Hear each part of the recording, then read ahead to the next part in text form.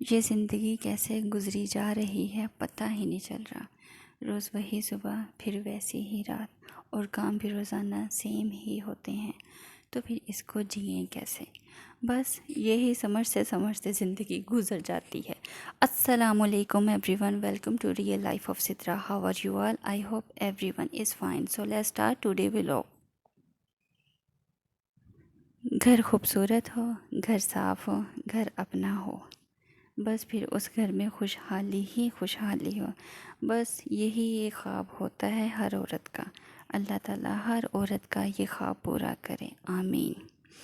तो जी मैं अपने व्लॉग का स्टार्ट कर रही हूँ अपने रूम से। सबसे पहले की है मैंने अपने बेड की बेडशीट चेंज। जब बेडशीट चेंज और बेड साफ़ हो जाता है तो रूम ऑटोमेटिकली साफ़ और क्लीन लगने लग जाता है, और आधे से ज़्यादा दिमाग रिलैक्स हो जाता है। बेड को मैंने सेट करने के बाद मेरा घर का जो सबसे ज़्यादा सफाइयों में अहम रोल होता है वो होता है डस्टिंग। डस्टिंग मैं 2 बार करती हूँ। एक बार झाड़ू लगाने से पहले, ताकि अगर कोई फर्नीचर पर या सोफ़ों पर खाने पीने की अशिया वगैरह गिरी हो तो वो ज़मीन पर गिर जाए और झाड़ू से निकल जाएगी। बाकी अगर कोई ज़र्रा वगैरह रह जाता है तो मॉप लगाने से निकल जाता है। तो जी मैं कर रही हूँ इस वक्त अपने सोफ़ों की झाड़ पोंछ, ताकि अच्छी तरह से नीट हो जाए, कोई ज़र्रा भी कोई चीज़ भी इधर ना पड़ी हो। क्योंकि बच्चे कुछ ना कुछ चलते फिरते खाते रहते हैं, तो इस वजह से कोई ना कोई बच्चे फिर ना कोई चीज़ रख देती हैं कहीं ना कहीं। तो बच्चों को फिर इतनी नॉलेज नहीं होती क्योंकि वो बच्चे होते हैं। अच्छा, अब मैं लगा रही हूँ मॉप। मॉप मेरे पास 2 किस्म के हैं, एक रोप वाला और एक वूल टाइप जैसा है। एंड मेरा जो एक्सपीरियंस है ना इनसे, मुझे लगता है कि इनसे कोई इतनी ख़ास सफाई नहीं होती जितनी अच्छी सफाई इस घरेलू जुगाड़ से होती है। बट अगर इन 2 मॉप के अलावा कोई और मॉप है, मुझे नहीं पता, तो मुझे कमेंट में ज़रूर बताना, फिर मैं वो ले लूँगी और उसका एक्सपीरियंस आप लोगों के साथ शेयर करूँगी। बातें करते करते रूम साफ़ हो गया और पता ही नहीं चला। अच्छा, यहाँ पर मैं आपको बताती चलूँ कि ये एक रेंटेड हाउस है, मेरा ख़ुद का घर नहीं है। सो प्लीज़ जब आप नमाज़ पढ़िए तो मेरे लिए ज़रूर दुआ कीजिए कि अल्लाह ताला मुझे मेरे घर से नवाज़ दे, आमीन। सब के लिए कीजिए कि जिसके पास जिस चीज़ की कमी है अल्लाह उसे नवाज़ दे, आमीन। घर चाहे छोटा हो या बड़ा हो, लेकिन अपना हो ना, उसमें एक अलग ही सुकून है, एक अलग ही वाइब्स आती है उससे। इस घर में बहुत सारे इश्यूज़ हैं जो मैं आपको अपने आने वाले अगले व्लॉग में शेयर करूँगी, दिखाऊँगी। रूम साफ़ करने के बाद मैं आ गई हूँ अपने सिटिंग एरिया में। सिटिंग एरिया में मैंने रखा है 3 सीटर और साथ में 2 high back chair. By the way this is chair is my room chair, but room छोटा होने की वजह से ये सिटिंग एरिया में रखनी पड़ी। और फिर रूम में मैंने सोफ़े के साथ वाले जो 1 सीटर होते हैं उनको एडजस्ट कर लिया। दिन का ज़्यादातर मेरा टाइम इधर ही गुज़रता है, नाश्ते से लेकर रात के खाने तक इधर ही मेरा सारा टाइम गुज़रता है। अच्छा, जब शाम होना शुरू हो जाती है तो मैं इस सोफ़े पर चद्दर डाल देती हूँ। वो इसलिए कि रात का खाना मैं इधर टेबल पर लगा देती हूँ और फिर हम सब लोग रग पर टेबल के गिर्द बैठकर खाना खाते हैं। तो मैं लाज़मी इस पर चद्दर डाल देती हूँ, ताकि खाना खाने के बाद अगर कोई उठते वक्त इसका सहारा ले और हाथ पर कोई सालन या ऑयल वगैरह लगा हो तो वो चद्दर पर लगे, मगर सोफ़ा गंदा ना हो। क्योंकि चद्दर इजीली वॉश हो जाती है मगर सोफ़ा वॉश नहीं होता। तो मैंने इसका कवर भी ऑनलाइन बाज़ार से ढूंढने की काफ़ी कोशिश की, लेकिन मुझे नहीं मिला इस सोफ़े का कवर। तो इंशाल्लाह मैं अब इसका कवर मैं ख़ुद स्टिच करूँगी, क्योंकि बैठने वाली जगह तो चद्दर से कवर हो जाती है, मगर इसकी बैक और साइड्स पर तो चद्दर नहीं ना डाली जा सकती है। अगर ऐसा करूँगी तो वो मैसी लुक क्रिएट होगी। अच्छा जी, अब आ गया मेरा सेकंड टाइम डस्टिंग टाइम। तो दूसरी बार डस्टिंग करने से ये होता है कि अगर झाड़ू की धूल पड़ी है तो वो भी साफ़ हो जाती है, और जब घर साफ़ हो जाता है, हर तरफ नज़र पड़ती है, घर साफ़ नज़र आता है, तो दिमाग रिलैक्स होता है। हर तरफ खुशी ही खुशी फ़ील होती है। अच्छा, ये जो मेरे पास प्लांट रखा है ना, इसके साथ रखा हुआ है मैंने पांडा।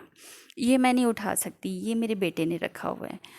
तो मैंने एक दिन उठा दिया, मैंने कहा ये ऐसे पड़ा हुआ है, तो इधर बैठ के हमने कुरान पाक पढ़ना होता है, नमाज़ पढ़नी होती है, तो फिर ये अच्छा नहीं लगता। तो मेरे बेटे ने प्यार से मुझे आके कहा, मम्मा पांडा छाँव में बैठा हुआ है। तो इस वजह से मैं नहीं उठाती, अगर उठाती तो वो रख देता है। खैर, जब मैं सुबह उठी हूँ नमाज़ के लिए, तो कोई बारिश का तकरीबन कोई 3-4 बजे से बारिश लगी हुई है। कभी स्लो हो जाती है, कभी तेज़ हो जाती है, बीच में थोड़ी देर के लिए ख़त्म भी हुई है, हटी भी है। लेकिन अब बारिश इतनी तेज़ हो रही है और पूरा अंधेरा ही अंधेरा हो गया है। और जब घर साफ़ हो गया है, रिलैक्स हैं और मौसम इतना अच्छा है। पिछले काफ़ी दिनों से बहुत ज़्यादा गर्मी पड़ रही थी, मेरे ख़्याल से पिछले साल भी नहीं इतनी गर्मी पड़ी जितनी इस बार पड़ रही है।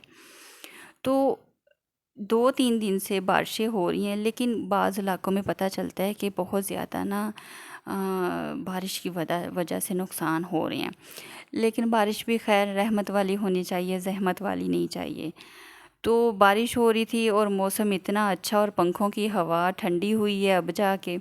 तो मैंने कहा क्यों ना चाय और पकोड़े बनाए जाएं। कभी कभी मौका मिलता है, बारिश कब आती है, मौसम होता है, टाइम भी होता है, तो फिर बना। तो मैं रख कर रही हूँ जी इधर पकोड़े। पकोड़ों से पहले मैंने चिप्स फ्राई की है अपने बेटे के लिए, और चिप्स मैंने बिल्कुल प्लेन फ्राई की है। वो बिल्कुल भी यानी मेरा बेटा कोई स्पाइस, कोई सॉल्ट, कोई कुछ नहीं खाता। बिल्कुल उसने प्लेन ही खानी होती है।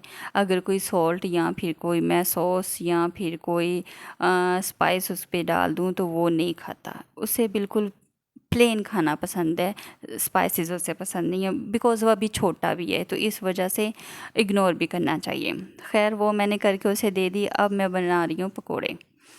पकोड़ों में मैंने सारा जो सामान मिक्स किया है ना, उसमें मैंने लास्ट में डाल दिया है दही। दही मैंने इसलिए डाला है कि उससे पकोड़े सॉफ्ट हो जाते हैं। आपने देखा होगा कि मैं प्याज की क्वांटिटी डबल रख कर रही हूँ। मैंने यहाँ पे प्याज की क्वांटिटी डबल की है, क्योंकि हम लोग प्याज वाले पकोड़े ज़्यादा पसंद करते हैं। कुछ लोग पालक वाले भी पसंद करते हैं, लेकिन हम लोग प्याज वाले पसंद करते हैं। तो प्याज अगर इसी तरह पकोड़े फ्राई करेंगे तो प्याज क्रंची हो जाएगा। लेकिन जब मैंने दही डाला है तो उससे प्याज क्रंची नहीं होगा, पकोड़ों में डबल टेस्ट होगा और खाने में भी इजीली आसानी से मज़े से खाए जाएंगे। अच्छा, यहाँ पर इधर मैं बना रही थी चटनी मैंने थोड़ी सी बनाई जो फ़ौरी तौर पर ही ख़त्म हो जाए।